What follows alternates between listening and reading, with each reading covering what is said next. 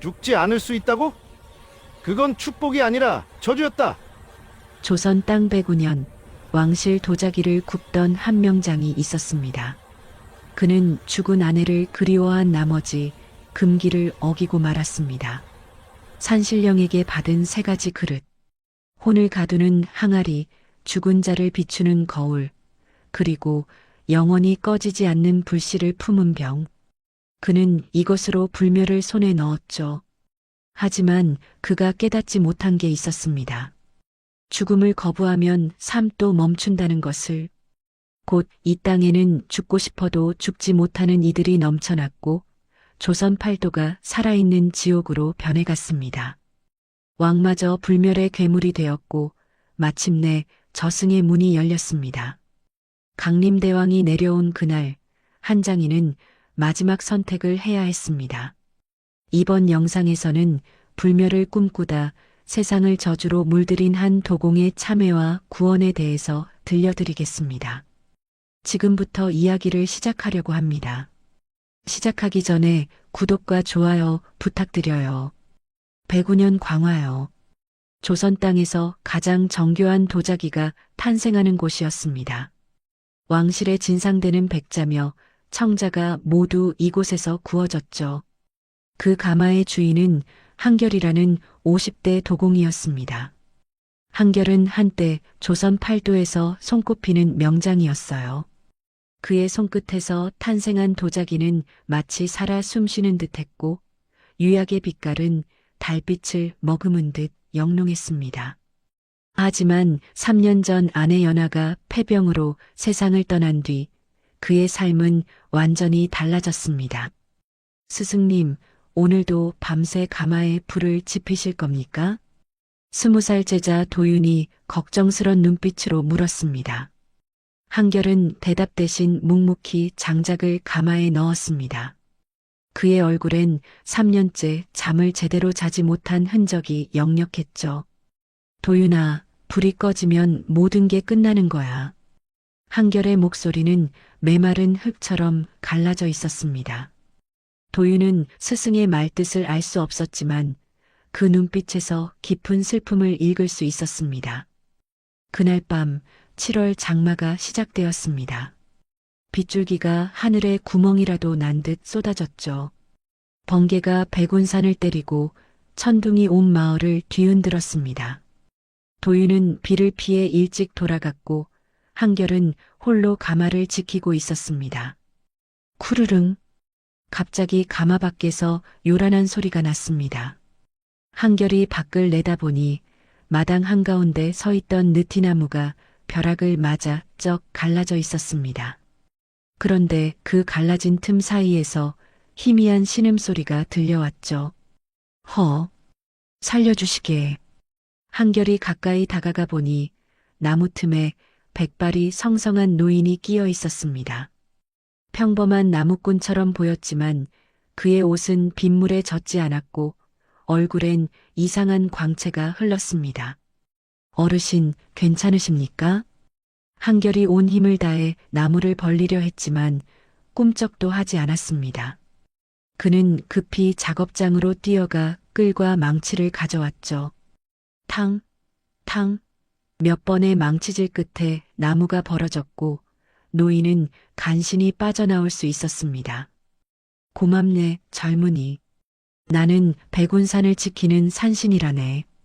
노인이 일어서자 그의 몸에서 은은한 빛이 퍼져나갔습니다. 빗줄기가 그의 주위만 피해가고 바람이 그의 옷자락을 공손히 받들었죠. 한결은 그제야 자신이 구한 이가 범상치 않은 존재임을 깨달았습니다. 소인이 감히 산신령님을. 한결이 황급히 무릎을 꿇으려 하자 산신령이 그를 부축했습니다. 됐네. 자네가 나를 구했으니 은혜는 갚아야겠지. 소원을 말해보게. 3가지를 들어주겠네. 한결은 잠시 망설였습니다. 돈, 명예, 권력? 그런 것들은 이미 의미가 없었죠.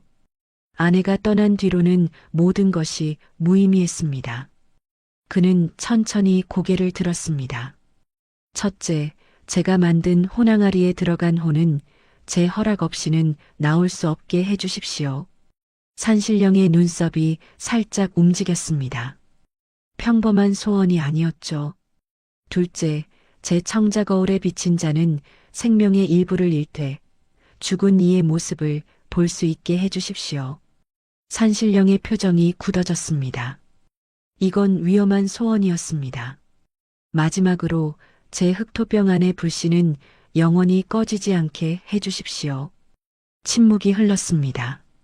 빗소리만이 둘 사이를 채웠죠. 산신령이 깊은 한숨을 내쉬었습니다. 자네 대체 무엇을 하려는 건가? 죽은 아내를 잊을 수가 없습니다. 그녀의 목소리라도 얼굴이라도 다시 보고 싶습니다. 한결의 목소리가 떨렸습니다. 3년간 참아왔던 그리움이 터져나왔죠. 어리석은 자여, 죽음을 다스리려는 자는 죽음을 잃게 될 것이니. 산신령이 경고했지만 한결의 눈빛은 흔들리지 않았습니다. 그래도 괜찮습니다. 산신령은 한참을 바라보다가 천천히 손을 들었습니다. 그의 손끝에서 세 줄기 빛이 뻗어나가 가마 안으로 들어갔죠. 순간 가마 안에서 이상한 울림이 들려왔습니다. 마치 누군가 속삭이는 것 같은. 자네가 원하는 대로 되었네. 하지만 기억하게. 모든 선물엔 대가가 있다네. 산신령이 빗속으로 사라지자 갑자기 비가 그쳤습니다. 한결은 떨리는 손으로 가마문을 열었습니다. 그곳엔 평소와 다름없는 도자기들이 놓여 있었지만 한 구석에 그가 만들지 않은 세 개의 그릇이 놓여 있었죠. 첫 번째는 검은 항아리였습니다. 표면에 기이한 무늬가 새겨져 있었고 가까이 가면 희미한 울음소리가 들렸습니다. 두 번째는 청자 거울이었습니다. 유약이 거울처럼 맑아서 얼굴이 비쳤는데 이상하게도 비친 얼굴이 조금씩 달라 보였죠. 세 번째는 작은 흑토병이었습니다. 병 안에서 붉은 빛이 새어나왔고 만져보니 따뜻했습니다. 아니, 뜨거웠습니다. 마치 살아있는 심장처럼. 한결은 떨리는 손으로 호랑아리를 들어 올렸습니다. 그리고 그 안에 대고 속삭였죠. 연아야. 순간 항아리 안에서 익숙한 목소리가 들려왔습니다. 여보, 추워요. 한결의 눈에서 눈물이 흘러내렸습니다. 3년 만에 듣는 아내의 목소리였습니다. 비록 희미하고 먼 곳에서 들려오는 것 같았지만 분명 연아의 목소리였죠. 이튿날 아침 도윤이 가마로 왔을 때 스승의 모습을 보고 깜짝 놀랐습니다. 하룻밤 사이에 백발이 검게 변했고 주름진 얼굴이 조금 펴진 것 같았습니다. 스승님, 무슨 일이? 도윤아, 이 그릇들을 절대 만지지 마라. 한결이 새 그릇을 가마 깊숙한 곳에 숨기며 말했습니다. 그의 목소리엔 이상한 열기가 서려 있었죠. 네, 스승님. 그런데 이 그릇들은 묻지 마라. 그리고 오늘부터 가마에 평소보다 2배로 불을 지펴라. 도윤은 뭔가 이상했지만 스승의 명을 따를 수밖에 없었습니다. 그날부터 광화요의 가마는 밤낮 없이 타올랐고 이상한 소문이 마을에 퍼지기 시작했습니다. 밤마다 가마에서 여인의 울음소리가 들린다는 소문이었죠. 보름이 지났습니다. 109년에는 이상한 소문이 돌기 시작했죠. 광화요 가마에서 밤마다 여인의 울음소리가 들린다는 것이었습니다. 더 기이한 건 한결의 얼굴이 날로 젊어진다는 것이었어요. 스승님, 요즘 무슨 일이 있으신 겁니까? 도윤이 조심스럽게 물었습니다. 한결은 호랑아리를 어루만지며 희미하게 웃을 뿐이었죠. 도윤아, 죽은 사람이 그립다면 어떻게 하겠느냐? 그야.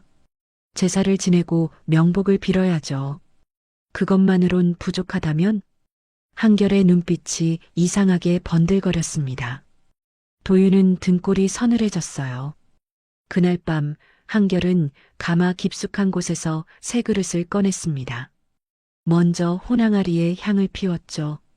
연기가 피어오르자 항아리 안에서 속삭임이 들려왔습니다. 여보, 나 여기 있어요. 춥고 어두워요. 연하의 목소리였습니다. 한결의 눈에서 눈물이 흘렀지만 입가엔 미소가 번졌죠. 그는 항아리에 입을 가까이 대고 속삭였습니다. 조금만 기다려. 내가 곧 데리러 갈게. 다음은 청자거울이었습니다. 한결이 거울을 들여다보자 자신의 얼굴이 아닌 연하의 모습이 비쳤습니다. 30대 초반 가장 아름답던 시절의 모습이었죠. 연하야. 한결이 손을 뻗자 거울 속 연하도 손을 내밀었습니다. 순간 한결의 몸에서 무언가 빠져나가는 느낌이 들었어요.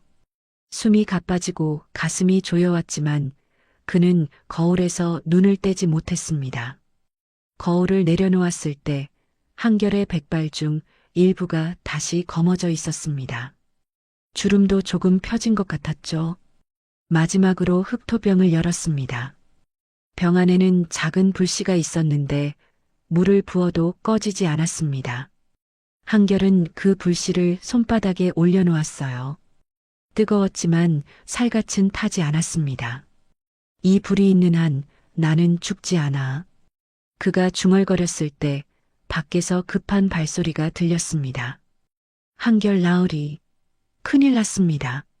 마을의 무당 진옥할미가 헐레벌떡 뛰어왔습니다. 이른이 넘은 나이에도 그녀의 눈은 예리하게 빛났죠. 무슨 일이요, 할미? 이웃집 도리가 이상해졌어요.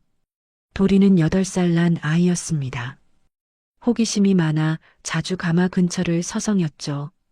진옥할미의 말에 따르면 도리가 전날 밤 가마 근처에서 놀다가 집에 돌아간 뒤로 이상해졌다는 것이었습니다. 한결이 도리네 집에 가보니 아이는 빈 눈으로 허공을 바라보고 있었습니다. 입에선 계속 같은 말만 되뇌었죠. 아줌마가 항아리 안에서 나오고 싶대요. 한결의 얼굴이 창백해졌습니다. 도리가 혼항아리를 만진 것이 분명했어요. 돌아, 정신 차려라. 도리 어머니가 아이를 흔들었지만 소용없었습니다. 진옥할미가 한결을 날카롭게 쳐다봤죠. 당신 무슨 짓을 한 거요?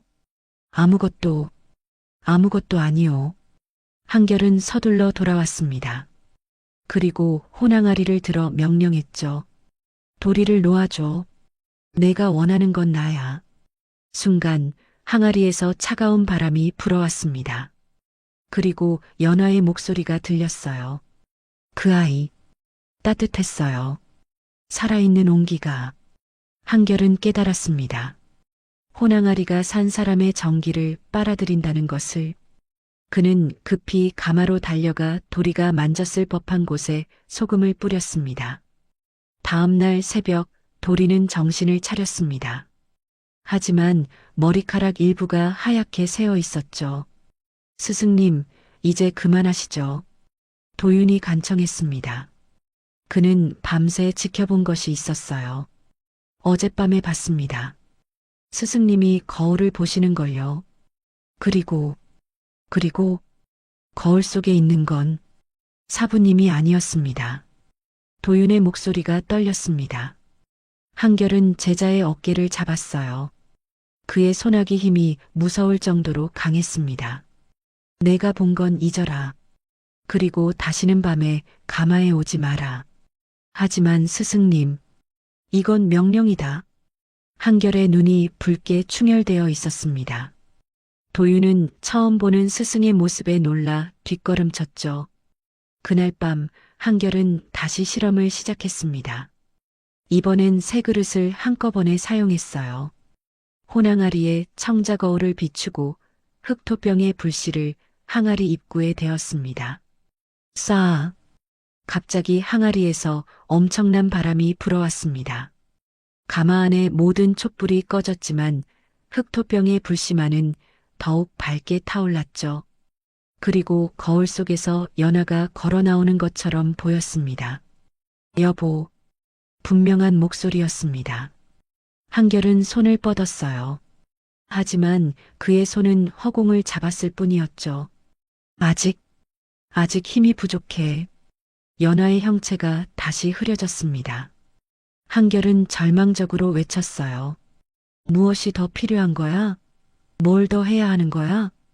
그때 호랑아리에서 낯선 목소리가 들렸습니다. 연하가 아닌 늙은 남자의 목소리였죠. 산 사람이, 온전한 생명이 필요하다. 한결이 화들짝 놀라 뒤를 돌아보니 진옥할미가 문가에 서 있었습니다. 이제 알겠구려. 당신이 무슨 짓을 하는지. 할미의 눈이 슬픔으로 젖어 있었습니다. 죽은 자는 죽은 자의 길로 가야 해요. 산자가 붙잡으면 결국 모두가 불행해집니다. 당신이 뭘 안다고. 한결이 소리쳤습니다. 그의 얼굴은 이제 30대처럼 젊어 보였지만 눈빛만은 광기로 가득했죠. 나도 남편을 잃었소. 50년 전에. 진옥할미가 조용히 말했습니다. 하지만 놓아주는 것도 사랑이란 걸 배웠지요. 당신의 아내도 그걸 원할 거요. 한결은 대답 없이 문을 쾅 닫았습니다. 하지만 그의 손은 멈출 수 없을 만큼 떨리고 있었죠. 사흘 뒤 109년의 왕실 행차가 도착했습니다. 검은 갓을 쓴 도제관 윤계가 군졸 10명을 이끌고 광화유를 찾아온 것이었죠. 마을 사람들이 모두 나와 구경했습니다. 한결 대장을 찾는다. 어서 나오거라.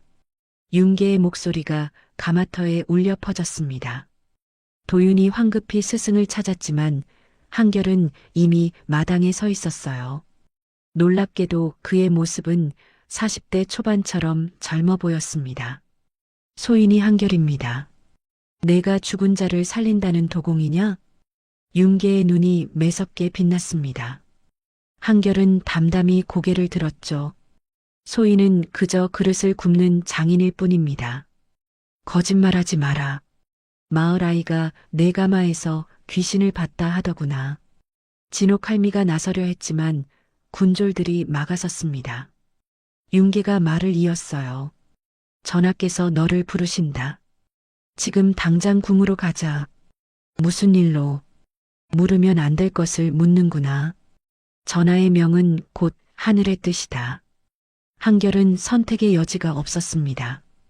도윤이 걱정스러운 눈빛으로 스승을 바라봤죠. 스승님, 그 그릇들은 내가 지켜라. 누구도 만지지 못하게. 한결은 작은 보자기에 무언가를 싸서 품에 넣었습니다. 새 그릇은 아니었지만 흑토병만은 가져간 것이었죠. 한양까지는 사흘 길이었습니다. 윤계는 내내 한결을 감시했어요. 밤이 되어도 천막 밖에 군졸을 세워두었죠. 대체 무슨 일입니까? 한결이 조심스럽게 물었습니다. 윤계는 차가운 눈빛으로 그를 바라봤어요. 전하께서 병환 중이시다. 어이들도 손을 쓸 수 없는 병이지. 그게 저와 무슨. 내가 만든 그릇이 죽은 자의 혼을 부른다지. 전하께선 그것을 원하신다. 한결의 얼굴이 창백해졌습니다. 왕이 원하는 것이 무엇인지 짐작이 갔죠. 궁궐에 도착하자 한결은 곧장 편전으로 인도되었습니다. 병풍 너머로 기침 소리가 들렸어요. 왕 이연의 목소리였습니다. 도공 한결이냐? 네, 전하. 내가 죽은 자를 부른다는 소문을 들었다. 한결은 바닥에 엎드렸습니다. 거짓말을 할 수도 진실을 말할 수도 없었죠. 소인은 그저 거짓말하지 마라. 짐은 이미 다 알고 있다. 병풍이 거치고 왕의 모습이 드러났습니다. 마흔이 채 안 된 나이였지만 얼굴은 죽음의 그림자로 가득했어요. 왕이 헐떡이며 말을 이었습니다. 짐에게 죽지 않는 몸을 만들어라. 전하, 그것은 할 수 있느냐 없느냐만 답하거라. 왕의 목소리에 광기가 서려 있었습니다. 한결은 고개를 들었어요. 왕의 눈에는 죽음에 대한 공포가 가득했죠. 만약 만들어드린다면 그 대가는 원하는 것을 말하라. 금이든 벼슬이든 소인의 아내 무덤을 건드리지 말아 주십시오. 왕이 잠시 침묵했다가 고개를 끄덕였습니다. 좋다. 하지만 실패하면 내 목숨은 물론 내 제자와 마을 사람들까지 다 죽을 줄 알아라. 윤계가 옆에서 음흉하게 웃었습니다. 그리고 내 아내의 무덤도 파헤쳐 강에 뿌리겠다. 한결의 주먹이 떨렸지만 그는 참을 수밖에 없었습니다. 사흘만 주십시오. 왕실도자 공방에 특별히 가마가 마련되었습니다. 한결은 그곳에서 밤낮 없이 작업을 시작했어요. 그는 품에서 흑토병을 꺼내 조심스럽게 불씨를 옮겼습니다. 도윤이 가져온 것들이요. 둘째 날 한결의 제자가 보자기에 싼 물건들을 가져왔습니다. 호랑아리와 청자거울이었죠. 윤계가 의심스러운 눈빛으로 지켜봤습니다. 그것들이 무엇이냐?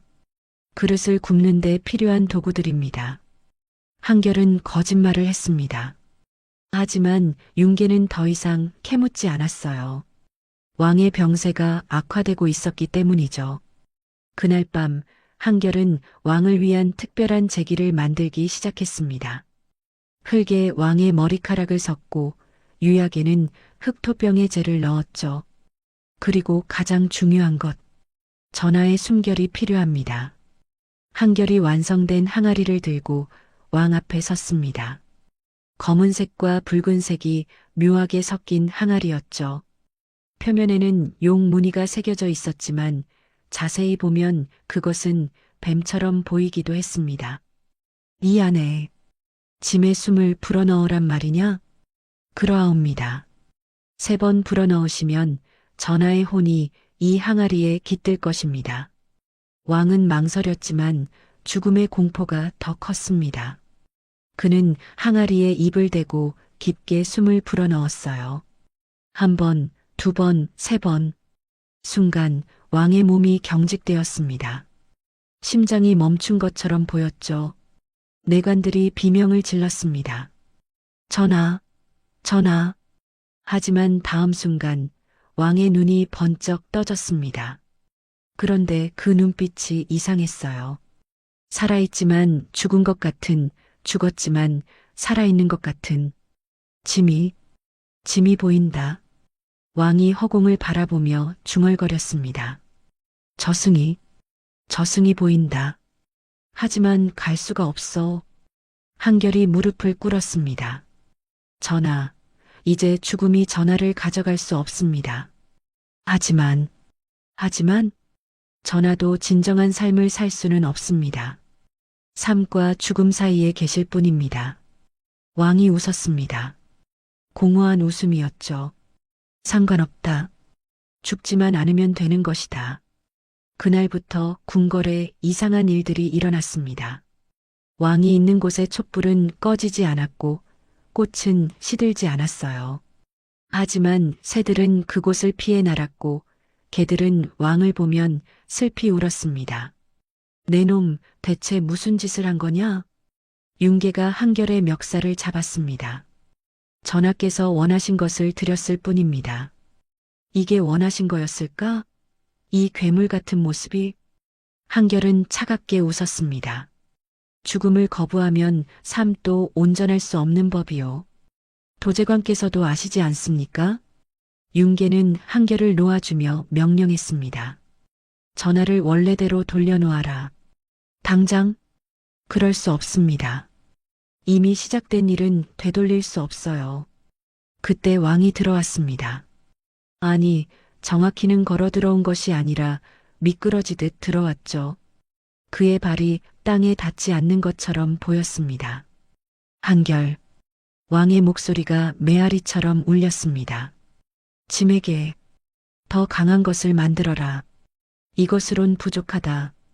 전하, 이미 충분히 부족하다고 했다. 왕이 소리치자 창문이 저절로 열렸습니다. 바람도 불지 않는데 커튼이 휘날렸죠. 짐의 아들, 세자도 이렇게 만들어라. 왕실 전체를 영원히 살게 하라. 한결은 깨달았습니다. 왕의 욕심이 끝이 없다는 것을, 그리고 자신이 연문이 너무 크다는 것을. 전하, 그것은 하늘의 이치에. 하늘? 짐이 곧 하늘이다. 왕의 몸에서 검은 연기 같은 것이 피어올랐습니다. 그것은 분노인지 저주인지 알 수 없었죠. 도윤이 급히 달려왔습니다. 스승님, 마을에서 큰일이. 무슨 일이냐? 사람들이 죽지 않습니다. 늙은 노인들도 병든 이들도 아무도 죽지 않아요. 한결의 얼굴이 사색이 되었습니다. 왕의 불멸이 온 나라로 퍼지기 시작한 것이었죠. 진옥할미가 왕실까지 찾아왔습니다. 그녀는 군졸들을 뚫고 한결 앞에 섰어요. 당신이 무슨 짓을 한 거요? 우리 마을이, 아니, 온 나라가 저승길이 막혔소. 할미, 당장 이 일을 멈추시오. 안 그러면 하늘이 벌을 내릴 것이오. 왕이 진옥할미를 노려봤습니다. 저 노파를 당장 끌어내라. 군졸들이 할미를 끌고 가려 했지만 그녀는 마지막으로 외쳤습니다.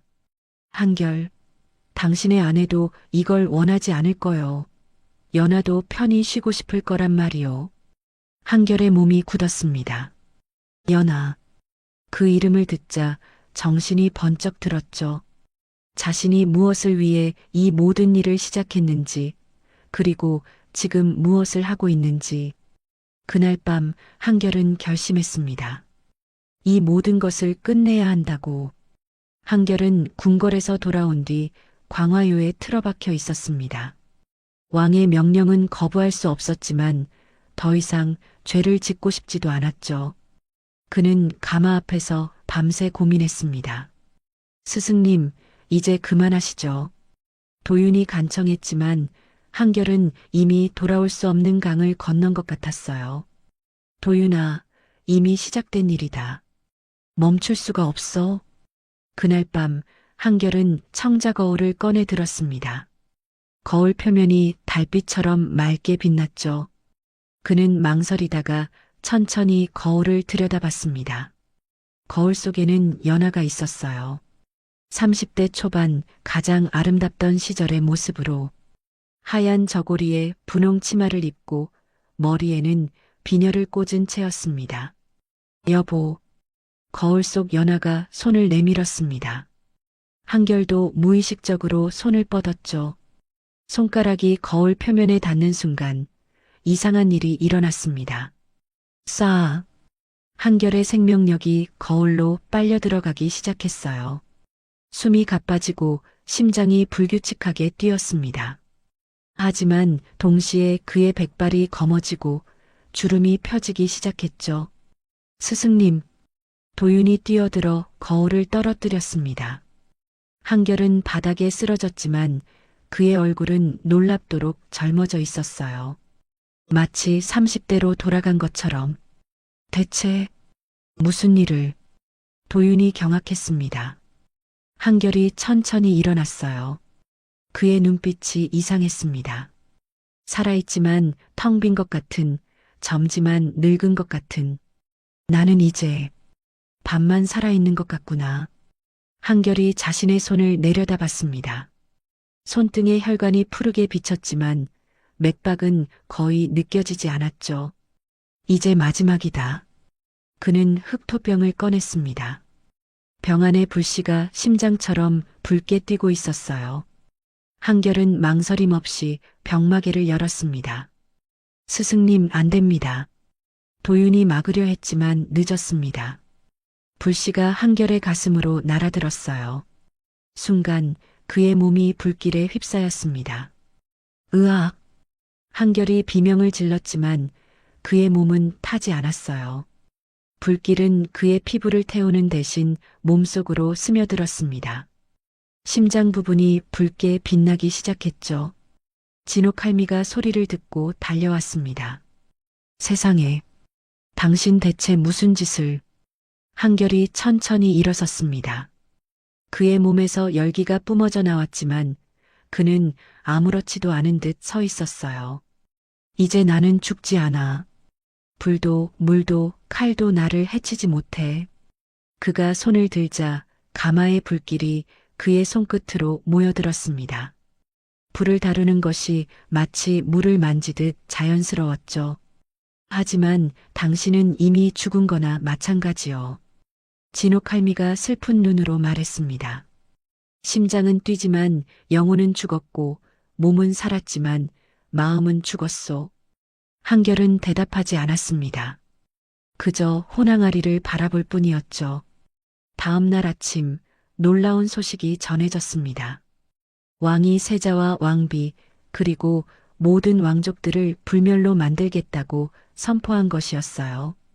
한결을 당장 데려와라. 윤계가 군졸들과 함께 다시 찾아왔습니다. 하지만 이번엔 달랐어요. 한결이 그들을 맞이했을 때 군졸들이 뒷걸음쳤습니다. 저자가 사람이 맞소? 한결의 몸에서 나는 열기 때문에 가까이 가기 어려웠죠. 게다가 그의 눈빛은 불꽃처럼 붉게 빛났습니다. 전하의 명이다. 왕족 모두를 불멸로 만들어라. 그럴 수 없소. 한결이 단호히 거절했습니다.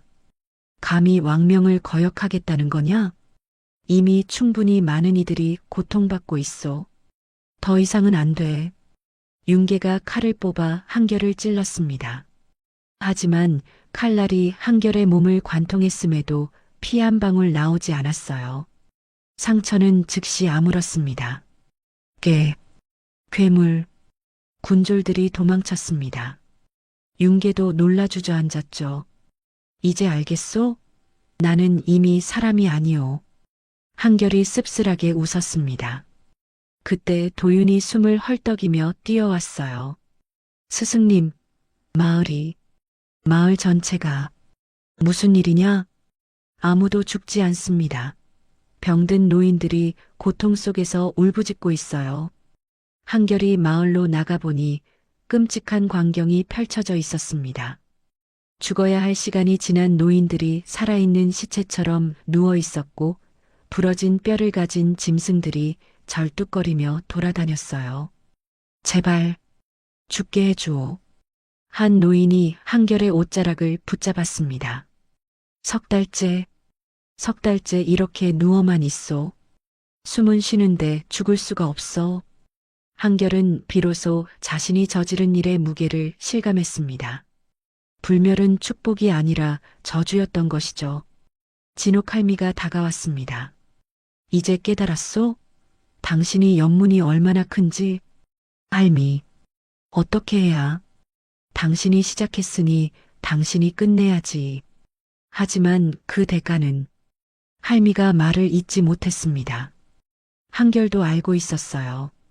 자신이 치러야 할 대가가 무엇인지. 그날 밤 한결은 혼항아리 앞에 앉았습니다. 항아리 속에서 수많은 목소리가 들렸어요. 연하뿐만 아니라 이 땅에서 죽지 못하고 떠도는 모든 영혼들의 울부짖음이었죠. 연하야, 미안해. 한결이 눈물을 흘렸습니다. 하지만 그의 눈물마저 뜨거운 증기가 되어 사라졌어요. 불멸의 몸은 눈물조차 허락하지 않았습니다. 궁에서 다시 사자가 왔습니다. 이번엔 왕이 직접 행차한다는 소식이었죠. 전하께서 친히 오신다니. 도윤이 불안해했습니다. 스승님, 도망가시죠. 이대로는 도망갈 곳이 없다. 내가 만든 지옥에서는. 한결은 체념한 듯 말했습니다. 그의 가슴 속 불씨가 점점 더 강하게 타오르고 있었어요. 마치 무언가 큰 일이 일어날 것을 예고하듯이. 왕이 광화요에 도착한 건 사흘 뒤 새벽이었습니다. 하지만 왕의 행차는 평소와 달랐어요. 가마 주변의 공기가 차갑게 얼어붙었고 말들은 불안하게 울어댔습니다. 왕을 호위하는 군졸들조차 두려움에 떨고 있었죠. 한결을 불러내라. 왕의 목소리가 마을 전체를 뒤흔들었습니다. 그 소리에는 사람의 것이라고 하기엔 이상한 울림이 섞여 있었어요.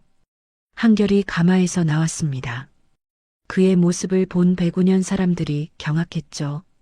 30대처럼 젊어진 얼굴, 가슴에서 붉게 빛나는 불씨, 그리고 죽음의 기운이 전혀 느껴지지 않는 몸. 전하, 소인이 여기 있습니다. 내 놈이 만든 것은 불멸이 아니라 저주였다. 왕이 가마에서 내렸습니다. 아니, 정확히는 미끄러지듯 내려왔어요. 그의 발이 땅에 닿았지만 흙먼지 하나 일지 않았습니다. 마치 이 세상에 완전히 속하지 않은 것처럼 짐의 몸은 살아있으나 맛을 느낄 수 없고 잠을 자도 꿈을 꿀 수 없으며 사람을 만져도 온기가 느껴지지 않는다. 왕의 눈에서 검은 눈물이 흘렀습니다. 그것은 피도 아니고 눈물도 아닌 이름 붙일 수 없는 무언가였죠. 전하, 소인은 전하께서 원하신 대로 입 닥쳐라. 내 놈은 짐에게 영원한 지옥을 선물한 것이다. 순간 왕의 몸에서 검은 연기가 폭발하듯 퍼져나갔습니다. 그 연기가 닿은 곳마다 이상한 일들이 벌어졌어요. 시들던 풀이 말라붙었고 날던 새가 땅에 떨어졌지만 죽지는 않았습니다. 단지 움직일 수 없을 뿐이었죠. 전하, 진정하십시오. 윤계가 왕을 말렸지만 왕은 이미 제정신이 아니었습니다. 백성들도 짐과 같아져야 한다. 모두가 이 고통을 함께 나눠야 해. 왕이 하늘을 향해 두 팔을 들자 109년 전체가 어둠에 휩싸였습니다. 한낮인데도 해가 구름 뒤로 숨었고 바람이 멈췄어요. 시간마저 멈춘 것 같았습니다. 그때부터였습니다. 109년에서 시작된 재앙이 조선 팔도로 퍼지기 시작한 것은 첫 번째 징조는 마을 우물에서 나타났습니다. 물을 기르러 온 아낙네들이 비명을 질렀어요. 우물 안에서 죽은 쥐 한 마리가 둥둥 떠다니고 있었는데 그 쥐의 눈이 멀뚱멀뚱 뜨여 있었던 것이죠. 죽었는데 눈을 뜨고 있어요. 진옥할미가 급히 달려와 쥐를 건져냈습니다. 쥐는 분명 죽어 있었어요. 숨도 쉬지 않고 심장도 뛰지 않았습니다. 하지만 눈만은 살아있는 것처럼 깜빡이고 있었죠. 하늘이시여, 이제 죽음마저 죽었구나. 할미의 입술이 파르르 떨렸습니다. 두 번째 징조는 김첨지 댁에서 일어났습니다. 90이 넘은 김첨지는 사흘 전부터 숨을 거두기 직전이었어요. 자식들이 모두 모여 임종을 지켰지만 김첨지는 끝내 눈을 감지 못했습니다. 아버지, 편히 가십시오. 큰아들이 울며 말했지만 김첨지는 고통스러운 신음만 냈어요. 가고 싶은데 갈 수가 없구나. 그의 혼은 이미 몸을 떠날 준비가 되어 있었습니다. 하지만 저승으로 가는 문이 굳게 닫혀 있었죠. 죽음이 멈춘 세상에서는 죽고 싶어도 죽을 수가 없었습니다. 제발 누가 날 좀 죽여다오. 김첨지의 절규가 마을에 울려 퍼졌습니다. 그 소리를 들은 사람들의 얼굴이 하얗게 질렸어요. 세 번째 징조는 연진강에서 시작되었습니다.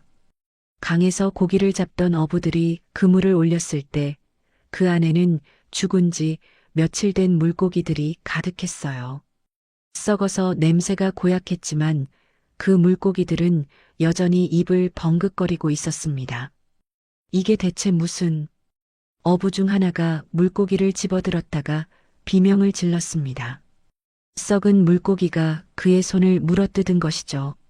아, 죽은 놈이 날 물었어요. 공포가 마을 전체를 집어삼켰습니다. 죽어야 할 것들이 죽지 않고 썩어야 할 것들이 썩지 않는 세상. 이것이 바로 한결이 만든 불멸의 진짜 모습이었습니다. 나흘째 되는 날 더 끔찍한 일이 벌어졌습니다. 사흘 전 장례를 치른 박서방 댁 무덤에서 이상한 소리가 들린 것이죠. 쿵, 쿵, 쿵. 무덤 속에서 관을 두드리는 소리였습니다. 마을 사람들이 두려움에 떨며 무덤을 팠어요. 관을 열자 그 안에는 박서방이 눈을 뜨고 누워 있었습니다. 살려, 살려주오. 여기서 나가고 싶소. 박서방은 분명 죽었었습니다. 숨도 멈췄고 맥박도 끊어졌었죠. 하지만 지금은 눈을 뜨고 말을 하고 있었어요. 썩어가는 몸으로. 으악! 박서방의 자식들이 비명을 지르며 도망갔습니다. 죽었는데 살아있는 아버지의 모습은 차라리 악몽이었죠. 진옥할미가 박서방에게 다가갔습니다. 그녀의 눈에 눈물이 가득했어요. 편히 가시게 해드려야 하는데 이 할미가 할 수 있는 게 아무것도 없구려. 할미, 저승이 보이는데 갈 수가 없소. 문이 닫혀 있소. 박서방이 허공을 가리켰습니다. 산 사람들 눈에는 보이지 않지만 죽은 자의 눈에는 저승으로 가는 길이 보였던 것이죠. 하지만 그 길은 굳게 닫혀 있었습니다. 그날부터 109년은 살아있는 지옥이 되었습니다. 죽어야 할 노인들이 고통 속에서 신음했고 병든 이들은 죽지 못해 괴로워했어요. 짐승들도 마찬가지였습니다. 다리가 부러진 개가 절뚝거리며 돌아다녔고 병든 소는 서서 울기만 했죠. 더 끔찍한 건 그 다음이었습니다. 이 재앙이 109년을 넘어 인근 마을로 그리고 조선 전역으로 퍼져나가기 시작한 것이었어요. 한양에서 급보가 날아왔습니다.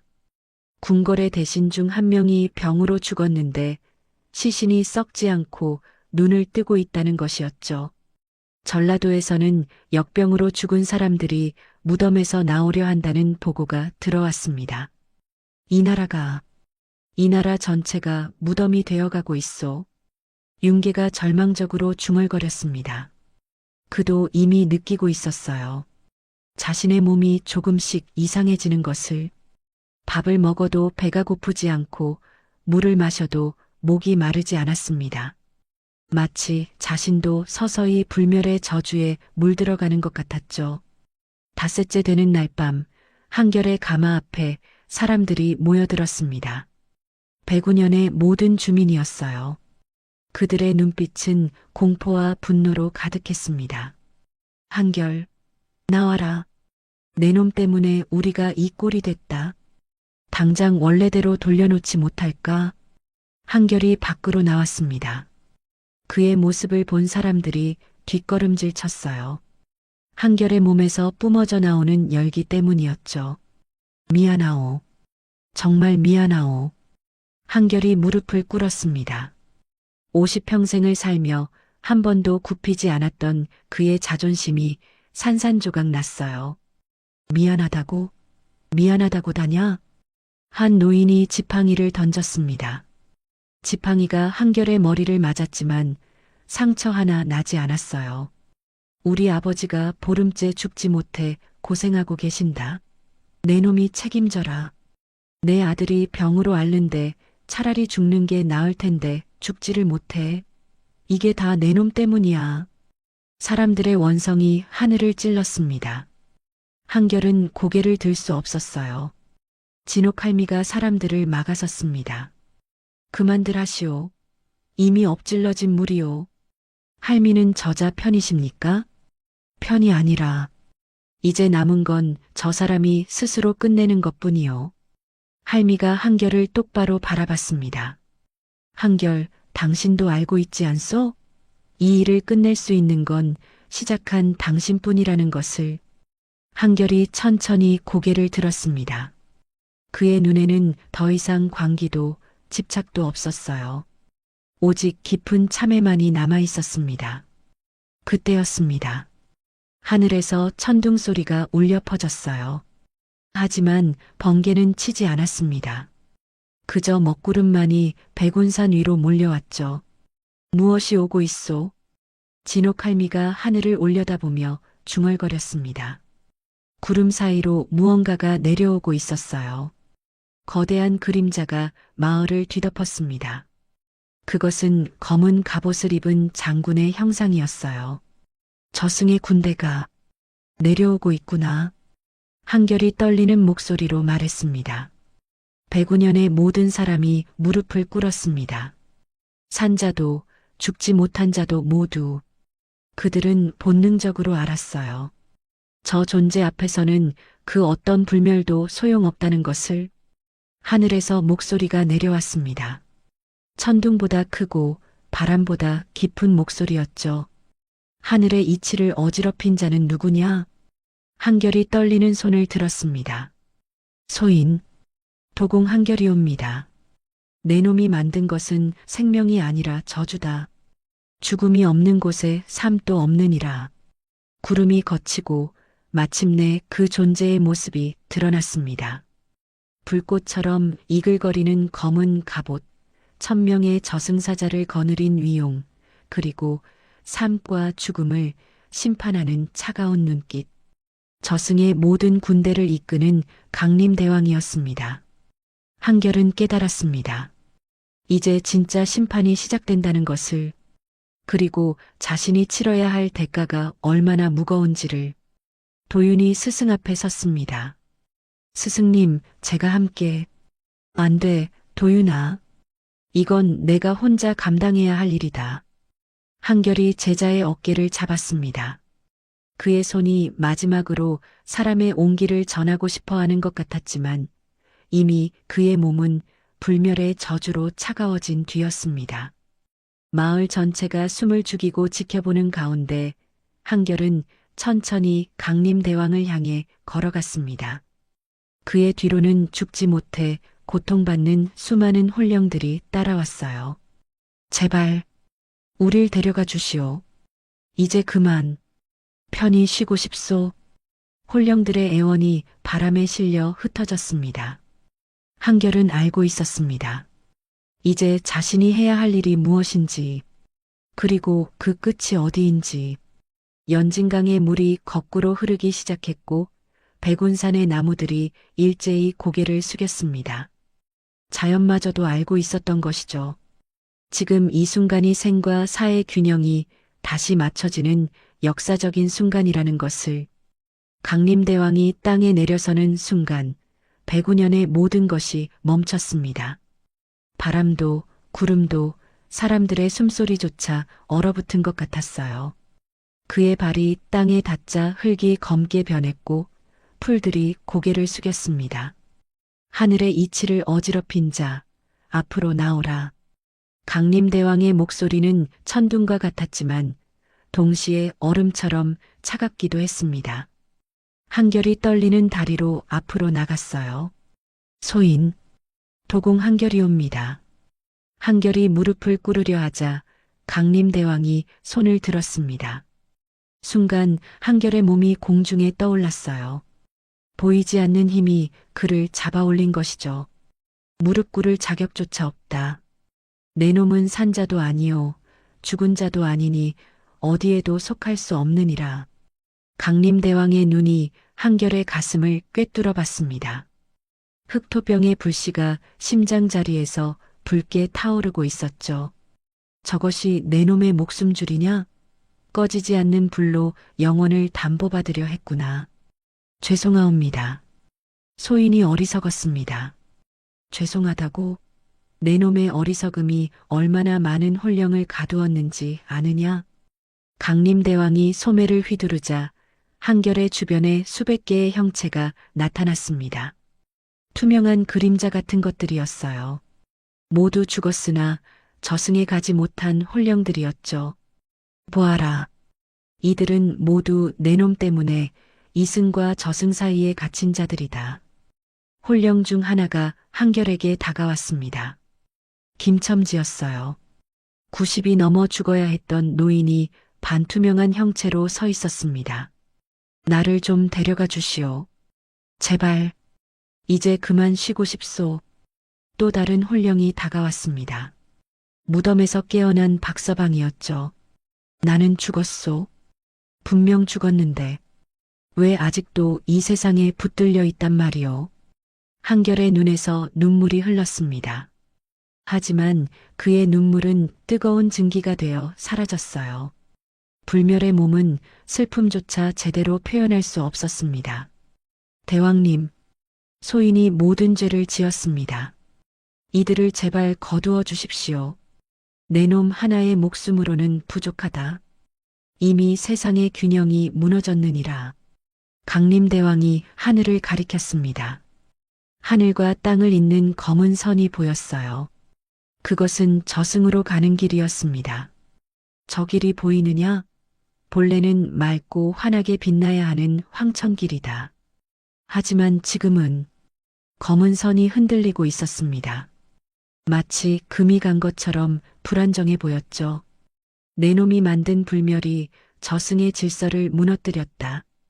이제 죽어야 할 자가 죽지 못하고 살아야 할 자가 제대로 살지 못한다. 그때 왕이 앞으로 나섰습니다. 왕의 몸에서도 검은 연기가 피어오르고 있었어요. 강림대왕이시여, 짐도 이 괴로움에서 벗어나고 싶소이다. 왕이 무릎을 꿇었습니다. 천하의 왕이 신 앞에 고개를 숙인 것이죠. 짐은 살고 싶었을 뿐이요. 하지만 이건 사는 게 아니오. 차라리 죽여주시오. 강림대왕이 왕을 내려다봤습니다. 그의 눈빛에 잠깐 연민 같은 것이 스쳤어요. 인간이여, 내 놈 역시 피해자로구나. 하지만 내 놈도 욕심을 부린 죄가 있다.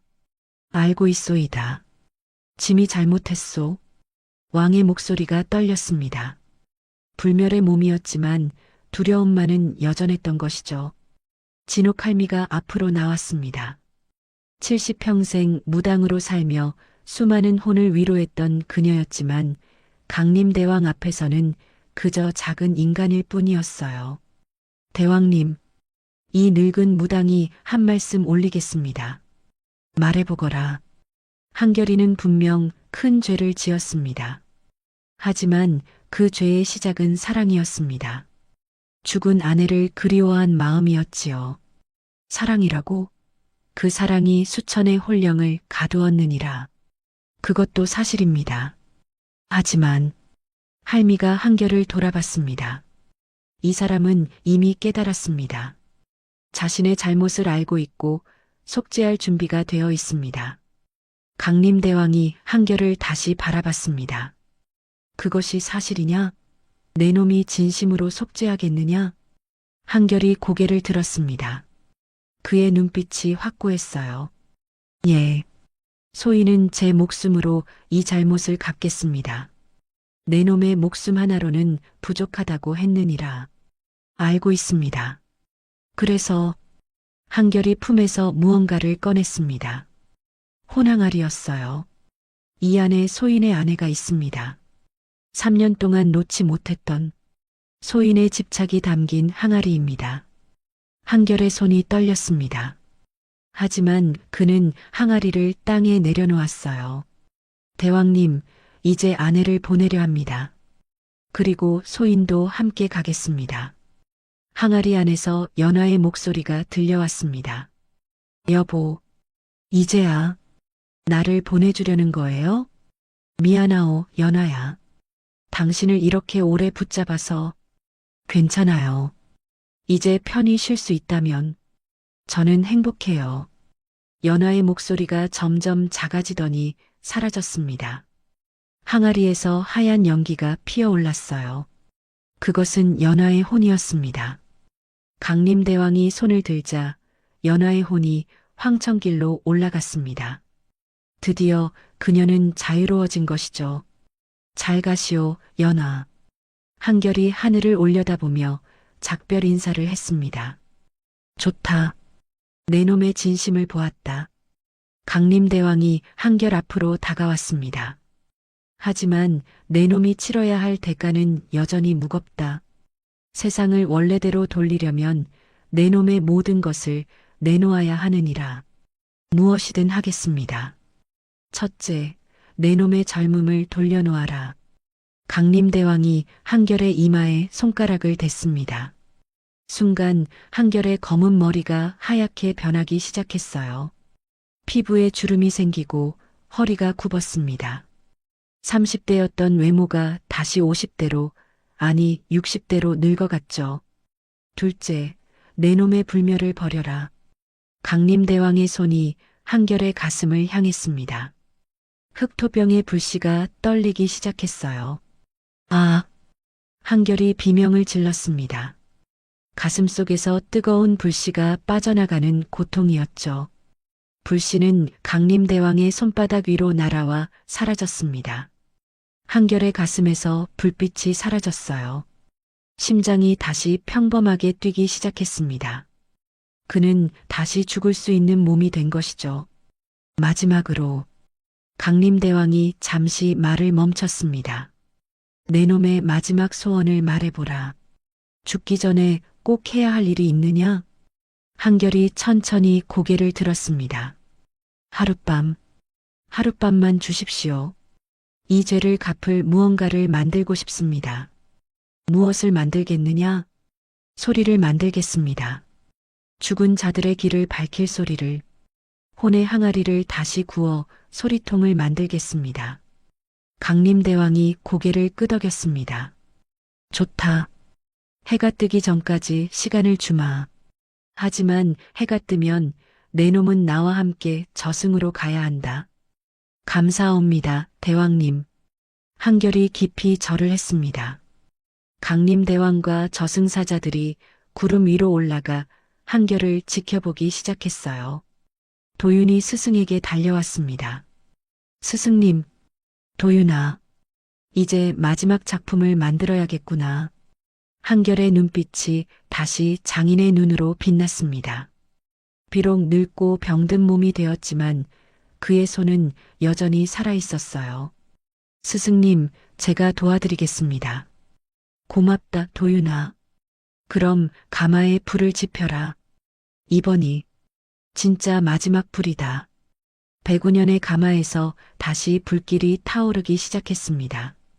하지만 이번 불은 달랐어요. 저주가 아니라 구원을 위한 불이었습니다. 가마에 불이 지펴지자 105년 사람들이 하나 둘 모여들었습니다. 한결의 마지막 작업을 지켜보기 위해서였죠. 달빛 아래 가마의 불길이 춤을 추고 하늘에서는 강림대왕과 저승사자들이 조용히 내려다보고 있었어요. 한결의 손이 흙을 만졌습니다. 50평생 만져온 흙이었지만 오늘만큼은 달랐어요. 손가락 끝으로 전해지는 흙의 감촉이 이렇게 소중하게 느껴진 적이 없었습니다. 스승님, 어떤 항아리를 만드실 겁니까? 도윤이 조심스럽게 물었습니다. 한결이 잠시 하늘을 올려다보더니 대답했어요. 혼의 항아리를 만들 거다. 죽은 자들의 길을 밝힐 소리가 나는 항아리를. 소리가 나는 항아리요? 그래. 바람이 불면 울리고 빗소리를 받으면 노래하는 그런 항아리 말이다. 한결의 손이 물레 위에 흙을 빚기 시작했습니다. 천천히 정성스럽게 서두르지 않았어요. 이것이 마지막 작품이라는 걸 알았기에 더욱 신중했습니다. 진옥할미가 가마 앞에 앉아 한결을 지켜봤습니다. 그녀의 눈에 눈물이 고였어요. 평생을 도자기만 만들어 온 장인이 마지막으로 만드는 게 혼의 그릇이라니. 참으로 기구한 인연이구려. 할미, 소인이 처음 도공이 되었을 때를 기억하십니까? 기억하지. 25 젊은 나이에 이 마을에 왔었지. 그때 당신 눈빛이 얼마나 맑았는지. 그때의 소인은 그저 아름다운 것을 만들고 싶었습니다. 사람들이 기뻐하는 그릇을 만들고 싶었죠. 한결의 목소리가 떨렸습니다. 그런데 어느새 집착이 되어버렸습니다. 연화를 잃고 나서는 도자기가 저주가 되었어요. 이제라도 깨달았으니 다행이지. 할미가 한결의 어깨를 토닥였습니다. 항아리의 형태가 서서히 드러났습니다. 둥글고 부드러운 곡선이었어요. 한결은 항아리 표면에 섬세한 무늬를 새겼습니다. 구름 모양, 바람 모양, 그리고 하늘로 올라가는 혼의 모습을. 도윤아, 청자 유약을 가져오너라. 네, 스승님. 도윤이 청자 유약을 가져왔습니다. 맑고 푸른 빛깔이 달빛에 반짝였죠. 한결이 조심스럽게 항아리에 유약을 발랐습니다. 그때 왕이 가마로 다가왔습니다. 불멸의 저주에서 벗어나지 못한 왕이었지만 그의 눈빛은 예전보다 맑아져 있었어요. 한결, 전하, 짐도 용서받을 수 있을까? 왕의 목소리에는 간절함이 묻어 있었습니다. 한결이 고개를 들었어요. 전하께서는 소인처럼 죄를 짓지 않으셨습니다. 다만 죽음이 두려웠을 뿐이시죠. 하지만 짐이 명령했고 내 놈은 따랐다. 그래도 죄는 소인에게 있습니다. 소인이 거절할 수 있었으니까요. 왕이 한결의 말에 고개를 숙였습니다. 내 놈은 참으로 강한 사람이구나. 항아리가 완성되었습니다. 한결이 조심스럽게 항아리를 들어 가마 안으로 옮겼어요. 불길이 항아리를 감싸 안았습니다. 이제 기다려야 합니다. 새벽까지 한결이 가마 앞에 앉았습니다. 도윤이 스승 옆에 앉았고 진옥할미도 마을 사람들도 하나 둘 모여 앉았어요. 모두가 침묵 속에서 가마의 불을 지켜봤습니다. 시간이 흘렀습니다. 별들이 하늘을 가로질러 움직였고 밤이 깊어갔어요. 한결은 문득 30년 전 처음 연하를 만났던 날을 떠올렸습니다. 봄날이었어요. 연하는 25이었고 꽃처럼 아름다웠죠. 그녀가 한결의 항아리에 그림을 그려주던 날, 두 사람은 사랑에 빠졌습니다. 여보, 당신 손은 참 따뜻해요. 연하가 말했었죠. 흙을 만지는 손이라 거칠지 않소? 아니에요. 생명을 빚는 손이라 따뜻한 거예요. 그때는 몰랐습니다. 그 따뜻함이 얼마나 소중한 것인지, 그리고 그것을 잃는다는 게 얼마나 고통스러운 일인지. 스승님, 도윤의 목소리에 한결이 정신을 차렸습니다. 내가 도공이 된 지 벌써 5년이 되었구나. 네, 스승님. 나는 내게 좋은 스승이었느냐? 스승님은 제게 세상에서 가장 훌륭한 스승이십니다. 도윤의 눈에서 눈물이 흘렀습니다. 거짓말하지 마라. 나는 마지막에 내게 끔찍한 걸 보여주었다. 그래도 괜찮습니다. 스승님께서 어떻게 잘못을 바로잡는지도 배웠으니까요. 한결이 도윤의 머리를 쓰다듬었습니다. 고맙다, 도윤아. 내가 있어서 이 마지막이 덜 외롭구나. 새벽이 가까워졌습니다. 동쪽 하늘이 희미하게 밝아지기 시작했어요. 한결이 일어나 가마의 불을 열었습니다. 김이 피어오르고 그 속에서 항아리가 모습을 드러냈습니다. 푸른빛이 은은하게 빛나는 아름다운 항아리였어요. 한결이 조심스럽게 항아리를 꺼냈습니다. 바람이 불었습니다. 항아리가 소리를 냈어요. 후, 낮고 깊은 소리였습니다. 슬프지만 따뜻한 이별의 노래 같은 소리였죠. 이 소리가 죽은 자들의 길을 밝히는 소리입니다. 한결이 항아리를 하늘로 들어 올렸습니다. 강림대왕이 구름 위에서 고개를 끄덕였어요. 잘 만들었다. 이제 그 항아리를 혼불당에 두어라. 그곳에서 영원히 죽은 자들을 인도할 것이니라. 도윤이 항아리를 받아 마을의 혼불당으로 향했습니다. 사람들도 그 뒤를 따랐어요. 이제 가마 앞에는 한결과 강림대왕만 남았습니다. 이제 갈 준비가 되었느냐? 네, 대왕님. 한결이 일어섰습니다. 그의 몸은 늙고 힘이 없었지만 눈빛만은 맑았어요. 후회는 없느냐? 연하를 더 사랑하지 못한 것, 도윤에게 더 많은 것을 가르치지 못한 것, 후회는 많습니다. 하지만 한결이 마지막으로 가마를 돌아봤습니다. 이 마지막 작품만큼은 후회하지 않습니다. 좋다. 그럼 가자. 강림대왕이 손을 내밀었습니다. 한결이 그 손을 잡는 순간 그의 몸이 천천히 투명해지기 시작했어요. 잠깐만요, 대왕님. 한결이 마지막으로 백운현을 돌아봤습니다. 혼불당에서 피어오르는 항아리의 소리, 울고 있는 도윤, 손을 흔드는 진옥할미. 고맙소. 모두들. 한결의 마지막 말이 바람에 실려 흩어졌습니다.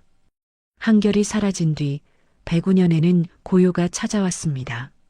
하지만 이번 고요는 죽음의 침묵이 아니었어요.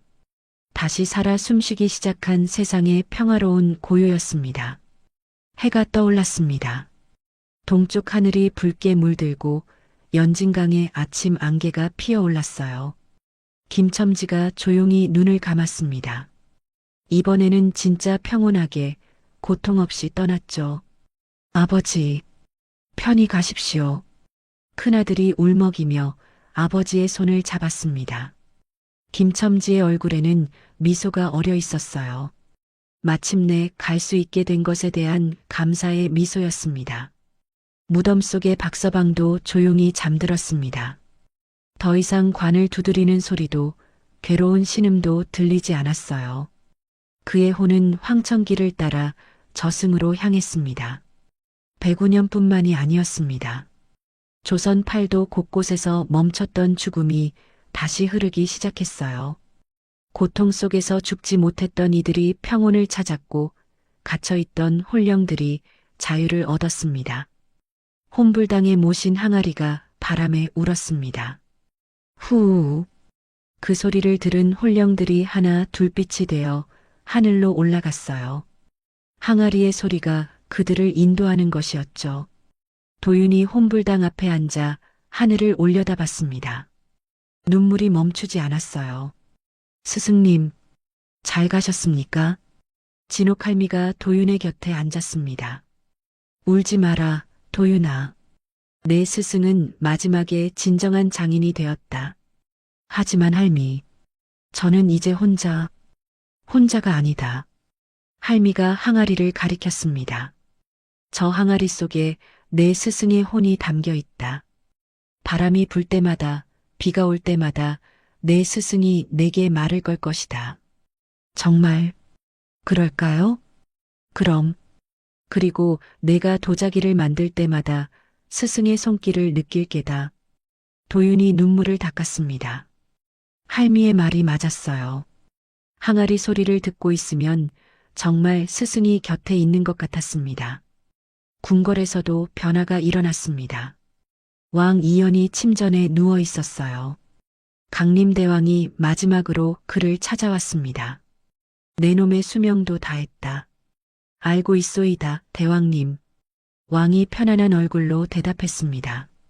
짐은 이제 갈 준비가 되었소. 후회는 없느냐? 많지요. 하지만 한결이 가르쳐 주었소. 후회를 안고서도 갈 수 있다는 것을. 강림대왕이 고개를 끄덕였습니다. 그럼 가자. 왕이 조용히 숨을 거두었습니다. 이번에는 고통도 두려움도 없었어요. 그저 편안한 잠에 드는 것처럼 자연스러웠습니다. 세자가 아버지의 손을 잡고 울었지만 이상하게도 슬픔만은 아니었습니다.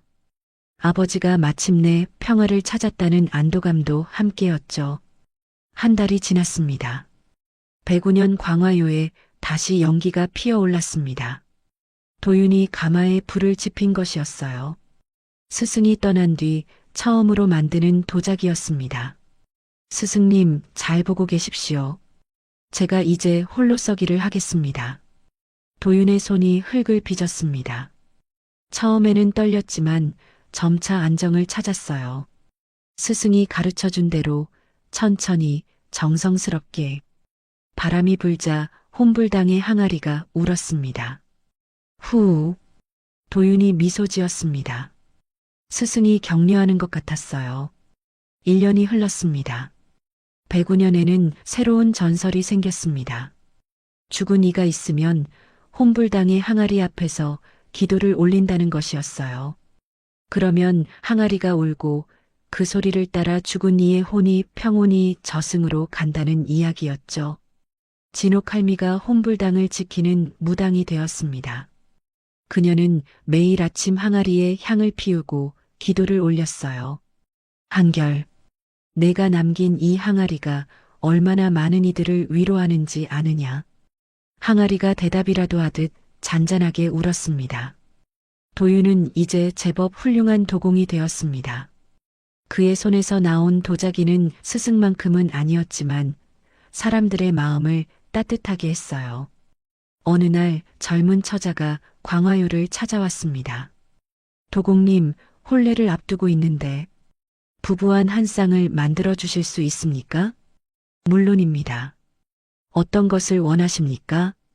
따뜻한 것으로, 평생 함께할 수 있는 그런 그릇으로. 도윤이 미소 지었습니다. 스승이 연하와 함께 쓰던 부부안이 생각났어요. 알겠습니다. 정성껏 만들어 드리지요. 도윤이 흙을 빚기 시작할 때 바람이 불었습니다. 혼불당에서 들려오는 항아리 소리가 작업장까지 닿았어요. 후, 그것은 격려 같기도 했고 축복 같기도 했습니다. 3년이 지났습니다. 백운산에 봄이 왔습니다. 연진강가에 개나리가 피고 버들강아지가 하늘거렸어요. 도윤은 이제 30이 되었고 아내를 맞아 아이까지 낳았습니다. 아버지, 이게 뭐예요? 3살 난 아들이 작업장에 도자기를 가리켰습니다. 그건 항아리란다. 아버지가 만든 거지. 예뻐요. 그래. 너도 크면 아버지처럼 도자기를 만들 거냐? 네. 저도 만들래요. 도윤이 아들을 안아 올렸습니다. 이 아이가 자라면 자신에게 그랬듯 도자기를 가르칠 것입니다. 그리고 스승의 이야기도 들려줄 거예요. 불멸을 꿈꾸다 깨달음을 얻은 도공의 이야기를. 그날 저녁 도윤은 혼불당을 찾았습니다. 항아리 앞에 무릎을 꿇고 말했어요. 스승님, 오늘 아들에게 흙을 만지게 했습니다. 녀석이 참 좋아하더군요. 항아리가 바람에 울었습니다. 스승님도 기뻐하시는 것 같습니다. 도윤이 웃으며 일어섰습니다. 10년이 흘렀습니다. 진옥할미가 편안히 세상을 떠났습니다. 90이 넘은 나이였어요. 그녀는 마지막까지 혼불당을 지켰고 죽기 전날 밤 항아리에 마지막 기도를 올렸습니다. 한결, 이제 나도 갈 때가 된 것 같구려. 저승에서 만나면 차 한 잔 대접하게나. 할미가 눈을 감았을 때 항아리에서 가장 아름다운 소리가 울렸다고 합니다. 마치 환송가처럼 마을 사람들이 할미의 장례를 치렀습니다. 관이 집을 떠날 때 혼불당의 항아리가 저절로 울었어요. 사람들은 그것이 한결이 할미를 맞이하는 소리라고 믿었습니다. 세월은 계속 흘렀습니다. 109년의 전설은 입에서 입으로 전해졌어요. 불멸을 꿈꾸다 깨달음을 얻은 도공, 자신의 마지막 작품으로 수많은 혼령을 구원한 장인의 이야기. 항아리는 여전히 혼불당에 있었습니다. 100년이 흘러도 200년이 흘러도 변하지 않고 그 자리를 지켰어요. 비가 오는 날이면 항아리는 부드럽게 울었습니다. 후, 바람 부는 날이면 맑게 노래했습니다. 휘, 눈 내리는 날이면 고요히 속삭였습니다. 쉬, 그 소리를 들으며 수많은 혼령이 평온히 저승으로 갔습니다. 고통받던 이들은 위로를 받았고 외로운 이들은 따뜻함을 느꼈어요. 도윤의 아들이 자라 도공이 되었고 그 아들의 아들도 도공이 되었습니다. 광화유의 가마는 대대로 이어졌고 그들은 모두 한결의 이야기를 기억했습니다. 그리고 모든 도공은 작품을 완성하면 꼭 혼불당을 찾아가 항아리에 인사를 올렸어요.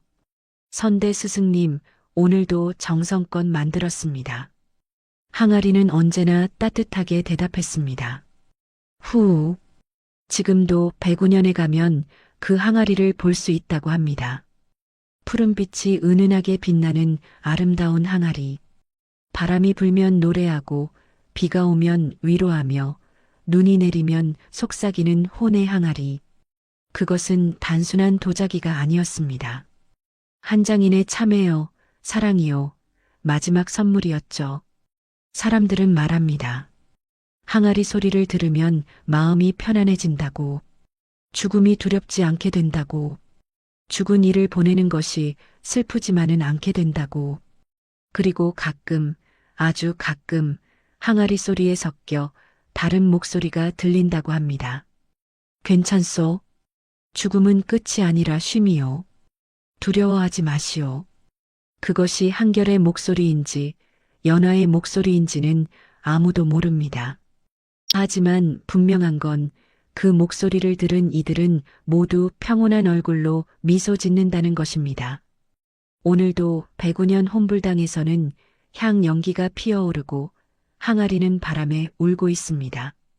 삶과 죽음의 경계에서 이승과 저승을 잇는 다리가 되어 그렇게 항아리는 영원히 노래합니다.